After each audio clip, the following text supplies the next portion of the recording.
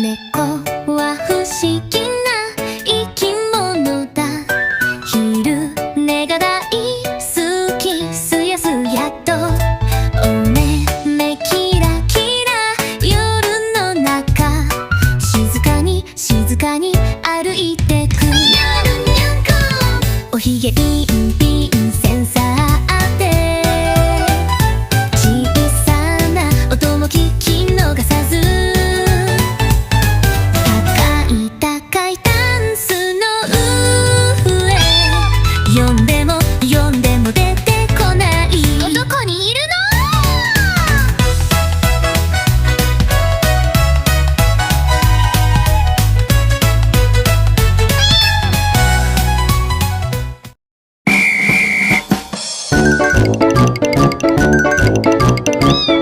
にゃんこフレンズよろしく。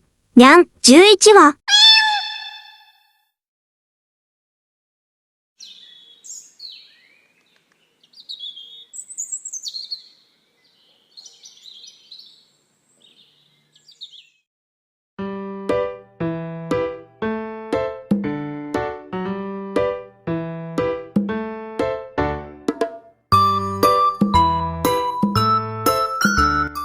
めめはなんでそんなに私のことを見てるの？そんなにメロディーのことを見てる、多分気のせいだよ。気のせいではないと思うんだよな。相変わらずめめは性格はわかりやすいけど、たまに何を考えてるのか読めない時があるんだよな。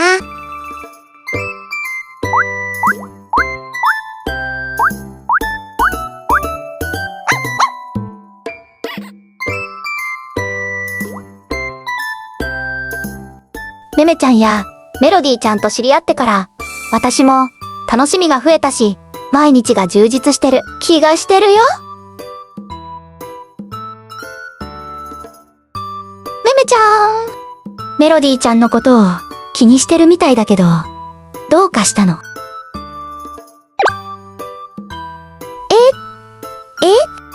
めめってそんなにメロディーのことを見てるのかな？何か見えてるのか、メロディーちゃん。かなり見てるけど。めめちゃん、体調とかは平気だよね。ほらめめ、みかんちゃんも気づいたけど、めめは私のことを見てるんだよ。全くその気はないんだけど、メロディーのことを見てるんだろうね。なんでだろう。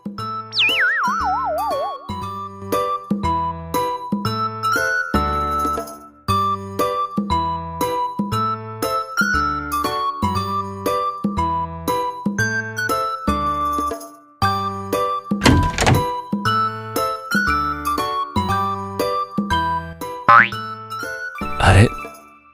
めめは外を眺めて、なんか元気がなさそうだけど、病気とかじゃないよね。あれ？本当だね。病気とかではないとは思うけど、友達と会ったりしたら元気になれるのかな。ねえ、ゆうくん。後でめめを連れて前に言った猫ちゃんも入れるカフェで、甘夏ちゃんともみじちゃんとお茶してくるよ。そしたらみかんちゃんや太郎くんと会えるし、めめも少しは元気になってくれたらいいんだけど。それはいい考えだね。もし邪魔でなければ、俺も後でそのお店に行ってもいいかな。もちろんだよ。それなら待ってるからね。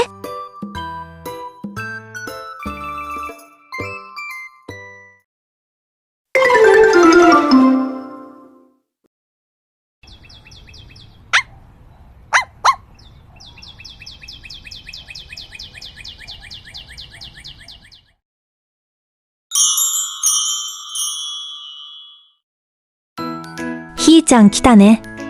めめちゃんが元気ないみたいだけど、猫同士で遊んでて、もらってれば帰りには元気になってるよ。とにかく二人とも今日は私の無理に付き合ってくれてありがとね。うちの太郎も喜んでるし、早くお茶しましょうよ。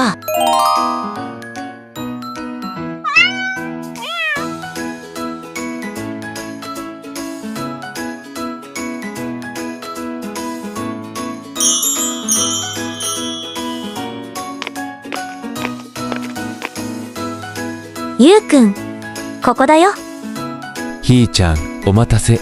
それと皆さんも、女子会に邪魔させてもらって、すみません。特に女子会と決めて集まってるわけではないので気にしないでね。そうそう。甘夏ちゃんの言う通りで、楽しい時間と猫たちの癒しの時間って考えなので、ゆうくんも楽しみましょうね。お二人にそう言ってもらえると、来てよかったと安心できます。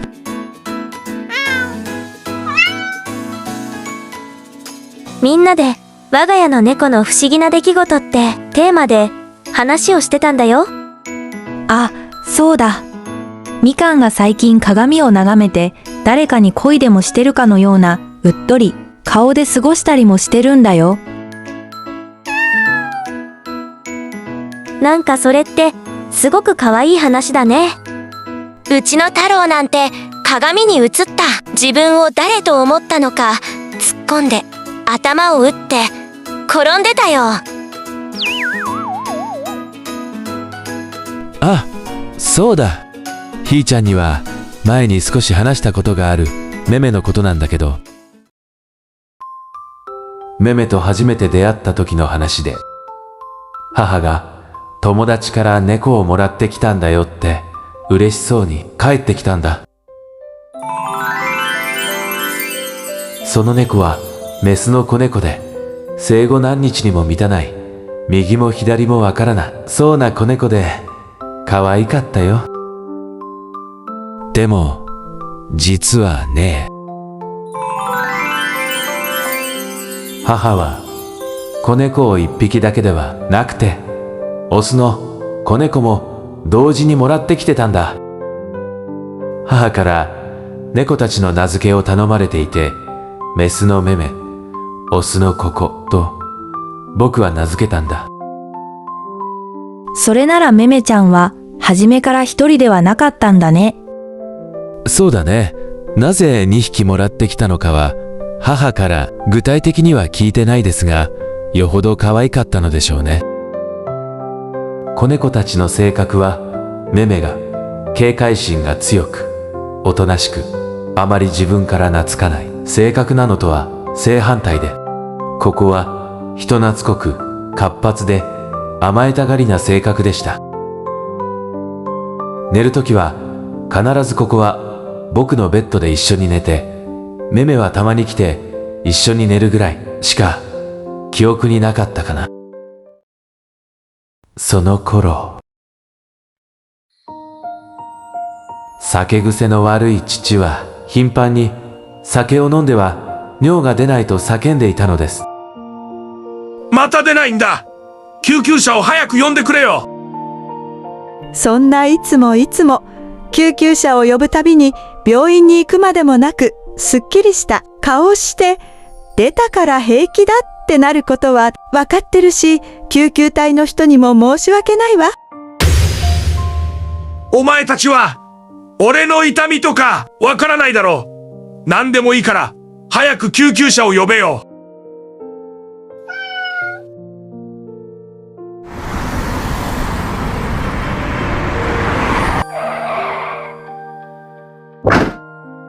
救急車が来たわよ。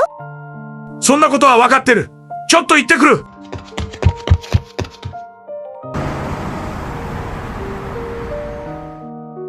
ああ、すっきりした。もう平気なの。なんだろうな。いつも救急車が来ると簡単に出るんだ。母も僕も父の酒癖の悪さや私生活の悪さなどから、父の体は酒に負けて麻痺してるといつも考えていた。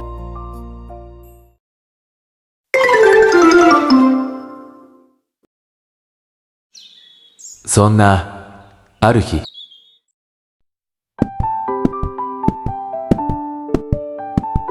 ここを見かけなかった。今朝は姿を見てないんだけど、ここは見かけてないけど、どこに行ったのかね。僕はここをあちこち探した。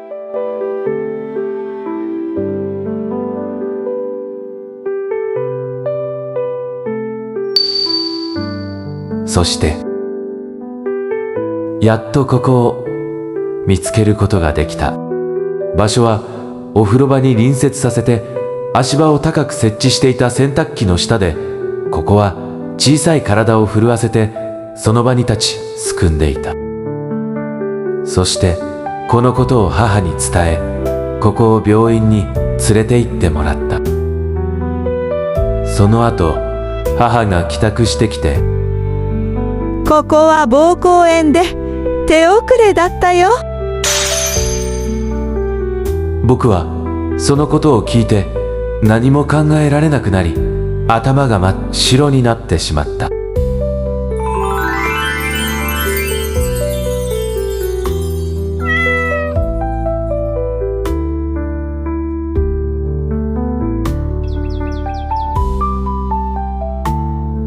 ここが虹の橋を渡り、不思議なことを僕は気づいた。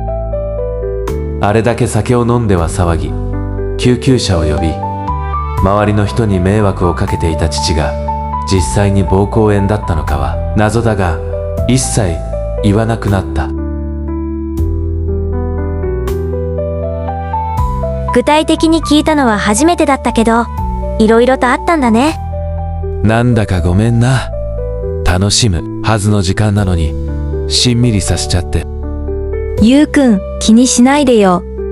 でもココくんの話は確かに不思議だったけど、その後のめめちゃんの気持ちはどうだったんだろう。その後としては、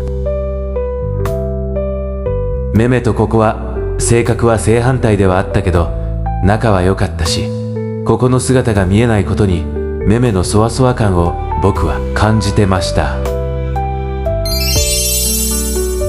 まだ生後4ヶ月ほどではあったけど、めめにはかけがえのない兄弟であり、臆病で警戒心の強いめめには安心できる存在がここだったんだと思う。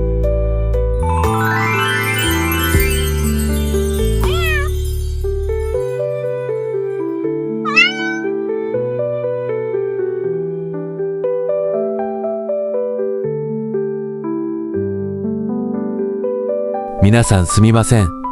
あの時のめめの気持ちを考えると涙が溢れ出してきてしまいます。ゆうくんもいろいろとあったんだろうね。ひーちゃん、ありがとう。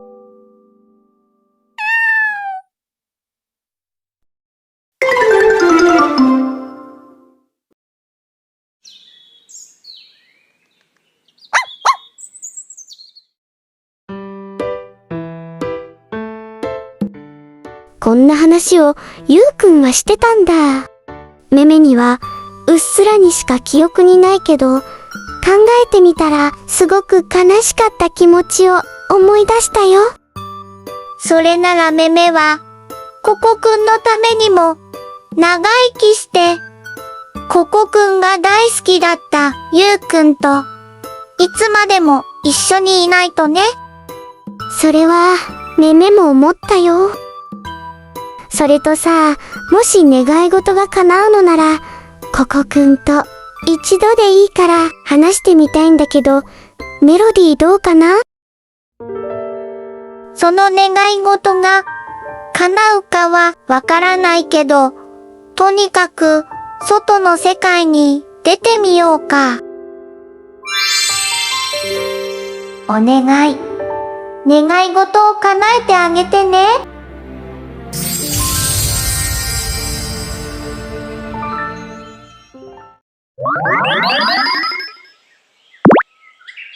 無事に外の世界に到着。外の世界に来たけど、めめはすぐに願ってみるのかな？なんかものすごく緊張してきたよ。もしココくんに会えたとしても、何を話して、なんて言えばいいんだろう？期間は短くても、同じ環境で過ごした兄弟なんだし、めめの思ってることを素直に伝えればいいんじゃないのかな。毎回感じてるけど、メロディーって本当に的確なアドバイスを教えてくれるよね。それなら勇気を出して願ってみるね。にゃんこステッキお願い。めめの兄弟だったココくんと会って話してみたいの。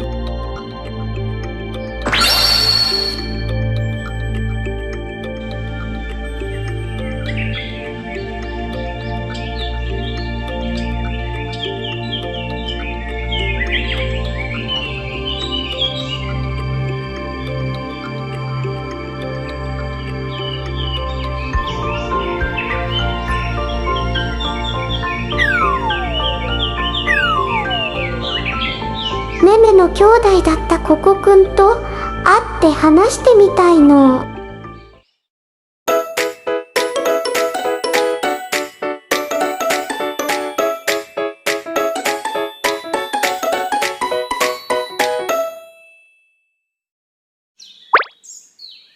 メロディー、やっぱりココくんとは会えないような気がしてるよ。めめの願いの声は聞こえたよ。あれ、もしかして、ココくんの声なのかな？そうだよ。僕は、めめと兄弟のここだよ。だけど、めめの願い通りに会うことはできない。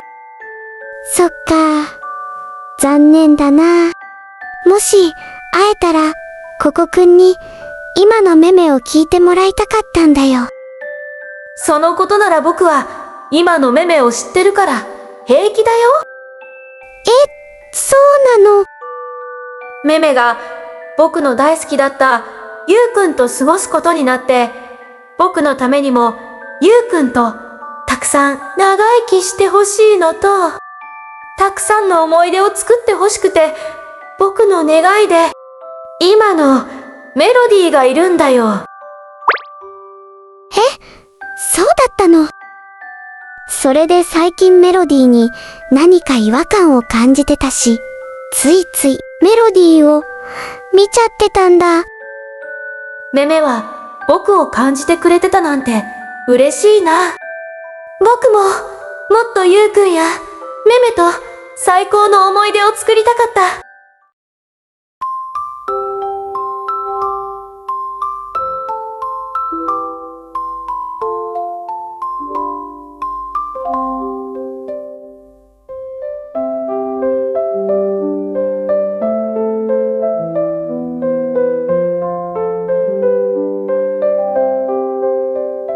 めめ、僕の分もたくさん、ゆうくんに甘えて、虹の橋を渡ってからで構わないから、たくさん聞かせてよ。わかったよ。ココくんからのプレゼントのメロディーを大切にするのと、ゆうくんとひーちゃんには今以上にたくさん甘えるからね。めめ、約束だからね。ココくん、今でもめめのことを心配してくれていて、ありがとう。たくさん長生きするからね。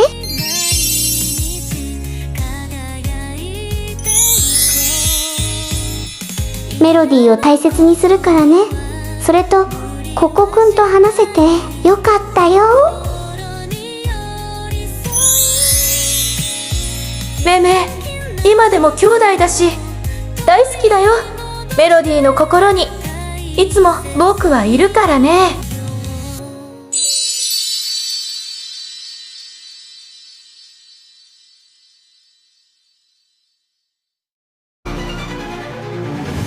動物虐待は犯罪です。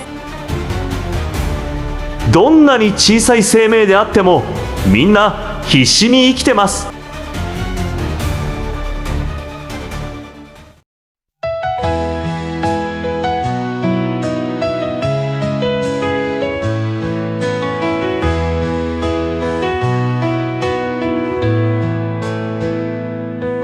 出会えた奇跡が私を支えてる。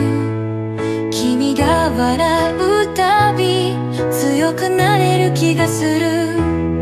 あの日も視線を向け逃げていたなら、今のつながりさえも夢の中だった。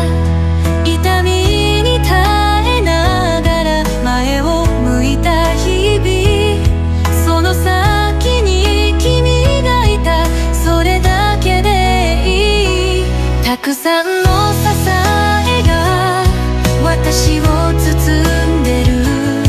もらった言葉たちが生きる灯火。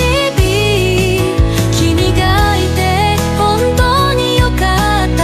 心いっぱいのありがとうを送る。どんなに辛くても一人じゃなかった。